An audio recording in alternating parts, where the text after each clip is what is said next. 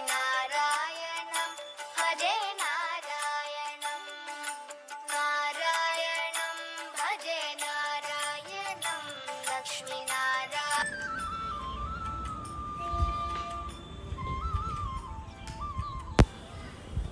Hello friends, good morning. सवेरे सवेरे सभी को हर हर महादेव। सबसे पहले तो श्रावण की पहली सोमवारी कई ढेर सारी शुभकामनाएं मेरे यूट्यूब फैमिली को। तो चलिए आज का वीडियो शुरू कर। तो आज की जो ये वीडियो है टिप्स वाली, महिलाएं ध्यान दें। ये श्रावण महीना है, सावन का महीना चल रहा है और बहुत ही पवित्र महीना माना जाता है श्रावण का।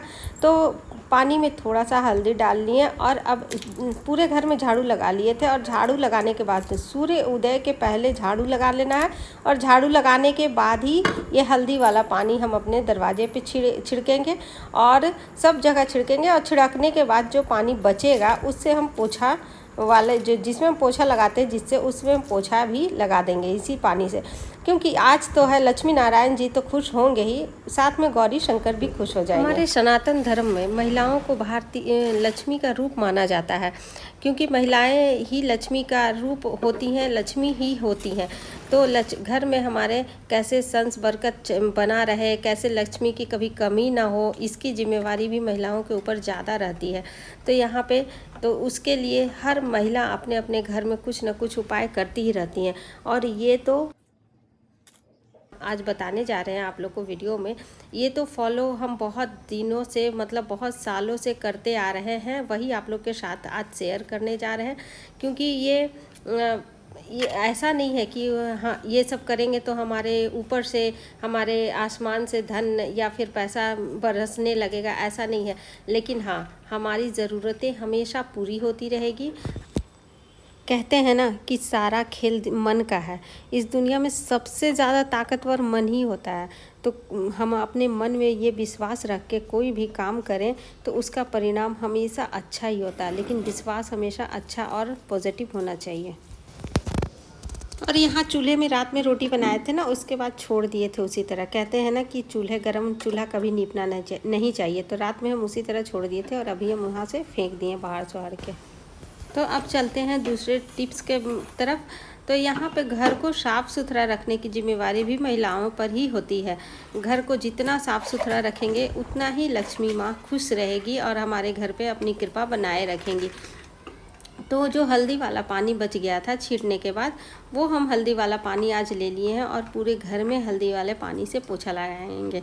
तो कभी कभी सिंधा नमक डाल के भी पोछा लगा लेते हैं और कभी कभी हल्दी वाला पानी से भी पोछा लगा लेते हैं। तो इससे हमारे घर में कभी भी किसी चीज़ की कमी नहीं होगी। तो ये हम बहुत दिनों से फॉलो कर रहे हैं, पहले भी बताएं और अभी भी बता रहे हैं, वही हम आप लोग के साथ शेयर कर रहे हैं। और ऐसा नहीं है कि कुछ हम करते हैं तो उसका रिज़ल्ट बहुत जल्दी हमारे सामने आ जाता है, नहीं, ये धीरे धीरे से होता है और हमारे घर में असर भी इसका बहुत धीरे धीरे होता है। लेकिन हाँ, ये विश्वास रखें मन में कि इसका असर हमेशा अच्छा ही होगा और पॉजिटिव ही होगा। पोछा लगाए थे तो सबसे पहले रसोई से शुरू किए थे और रसोई से शुरू करने के बाद इधर सारे घर में पोछा लगाए। तो सारे घर में पोछा लगाते हुए मेरा आधा घंटा लग जाता है। मतलब आधा घंटा लगता है झाड़ू और आधा घंटा लगता है पोछा। मतलब कि 1 घंटा पूरा हाथ में मेरा लग जाता है पोछा लगाने। तो अब चलते हैं दूसरे टिप्स की ओर। तो दूसरे टिप्स में ये है, सबसे ज़्यादा ज़रूरी है ये जूता चप्पल को लेके। कभी कभी ना हम खुद ही कोई गेस्ट आते हैं हमारे यहाँ और हम बोल देते हैं, वो उतारने लगते हैं जूता चप्पल, लेकिन हम बोल देते हैं कि छोड़िए छोड़िए, रहने दीजिए, चलेगा। लेकिन नहीं, ऐसा नहीं। वो कहाँ कहाँ से आते हैं, कहाँ कहाँ उनके पैर जाते हैं और सारे जगह का नेगेटिविटी लेके अगर पूरे घर में घूम ले तो सारे घर में हमारा नकारात्मक ऊर्जा घूम जाएगा और रह जाएगा। तो फिर सुबह सुबह का ये झाड़ू पोछा से कोई फ़ायदा ही नहीं होगा। और कभी कभी बच्चे, स्कूल के बच्चे आते हैं, स्कूल से आते हैं, वो टॉयलेट जाते हैं, बाथरूम जाते हैं, कहाँ कहाँ से आते हैं, उसके बाद वैसे ही चप्पल जूता पहने हुए पूरे घर में घूम लेते हैं। वो भी बढ़िया नहीं है हमारे घर के लिए। तो जूता चप्पल कभी भी पहन के, बाहरी वाला जूता चप्पल पहन के कभी भी पूरे घर में नहीं घूमना चाहिए। हाँ, छोटे बच्चे जो हैं, जो कि घर के चप्पल, घर के सैंडल पहनते हैं, उनका कोई बात नहीं। और जो महिलाएं हैं जो घर में जूता चप्पल अलग से रखती हैं, वो पहनती हैं, उनका भी कोई बात नहीं। लेकिन बाहर वाला जूता चप्पल कभी पूरे घर में नहीं घुसाना चाहिए।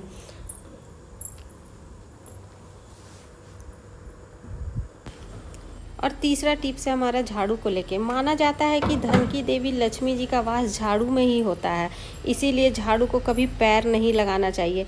हमेशा झाड़ू लगाने के बाद झाड़ू को धो के उसके बाद नज़रों से छुपा के रखना चाहिए, सबका नज़र नहीं पड़ना चाहिए झाड़ू पे।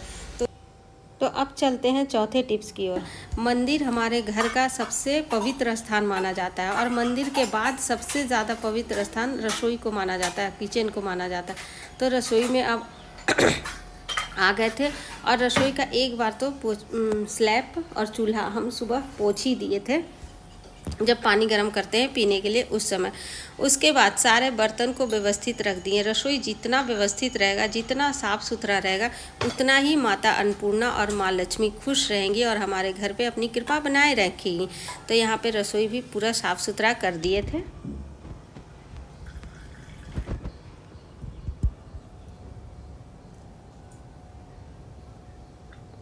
और यहाँ पे हम बना लिए थे अपने लिए चाय, और जो थोड़ा बहुत गिरा था उसके बाद उस सब को भी पोंछ देना चाहिए। जितना रसोई हमारा चमकता रहेगा उतना ही हमारे घर की किस्मत और हमारी किस्मत भी चमकती रहेगी। तो चलिए यहाँ पे चाय बन गया था और चाय लेके चाय लेके आ गए थे। और अब चलते हैं पाँचवा टिप्स की तरफ। पाँचवा टिप्स है हमारे चूल्हे को लेके।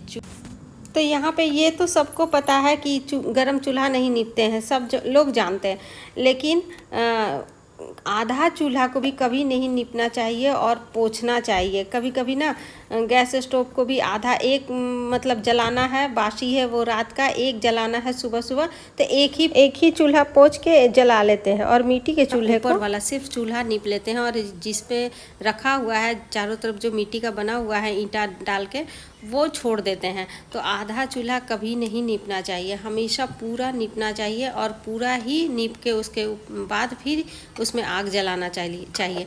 चलिए आग तो जला ही लिए थे। उसके बाद यहाँ पे मेरा रोटी भी बन गया था और रोटी कल बारिश में हम भीग गए थे और थोड़ा सा भीगे थे तो हल्का सा गला में खराश हो रहा था। और देखिए आप लोगों को टिप्स देते देते यहाँ पे मेरा रोटी भी बन गया था। और यहाँ पे हम ये कटहल का गुठली जो है, गुठली को उबाल लिए थे और उसके साथ ही आलू उबाल लिए थे, तो उसी के साथ सब्ज़ी बनाते हैं। तो यहाँ पे बेसिक मसाला भून लिए थे, उसके बाद हम उस मसाला के साथ ही अब ये गुठली को डाल के भून लेते हैं। और एक बात थी, कल की वीडियो में एक माता जी थी, भारती माता जी, वो बहुत अच्छा कमेंट की थी। उनका कमेंट पढ़ के बहुत अच्छा लगा। आप लोग सब बहुत अच्छे अच्छे कमेंट भी करते हो और आप सबके अच्छे अच्छे कमेंट जो रहते हैं सबको हम एक कॉपी में नोट करके रख लिए हैं।